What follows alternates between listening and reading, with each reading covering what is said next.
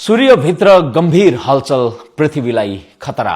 पछिल्लो समय सूर्यमा असामान्य गतिविधि देखिएसँगै वैज्ञानिक जगत चिन्तित र सतर्क बनेको छ।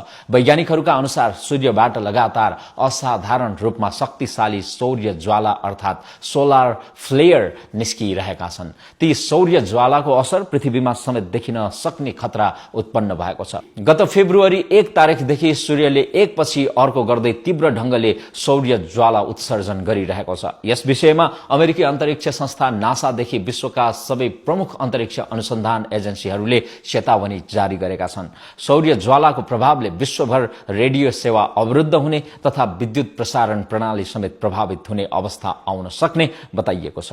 नासाको स्पेस अलर्ट अनुसार शक्तिशाली सोलर फ्लेयरको श्रृंखला गत फेब्रुअरी 1 बाट शुरू भएको थियो। सूर्यबाट निस्किएको सबैभन्दा तीव्र ज्वाला गत फेब्रुअरी 4 मा आफ्नो चरम अवस्थामा पुगेको थियो। सूर्यको गतिविधिलाई निरन्तर अध्ययन गर्दै आएको नासाको सोलर डायनामिक्स अब्जर्भेटरीले यस घटनाको तस्बिर समेत खिचेको बताइएको छ। सूर्यको सतहभित्र हुने शक्तिशाली ऊर्जा विस्फोटका कारण सोलर फ्लेयर उत्पन्न हुन्छ।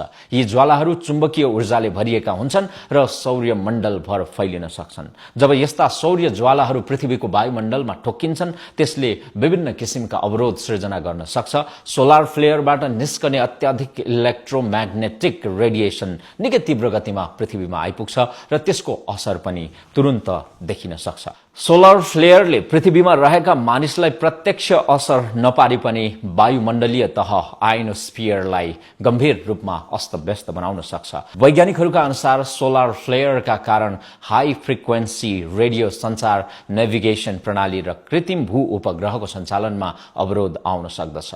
सूर्यबाट यो पटक उत्पन्न भइरहेको सौर्य ज्वाला 2024 पछिकै सबैभन्दा तेज ज्वाला हो। गत फेब्रुअरी 4 मा सूर्यबाट उत्पन्न भएको ज्वाला सन् 1996 यताका 20 शक्तिशाली सौर्य ऊर्जाको सूचीमा परेको छ।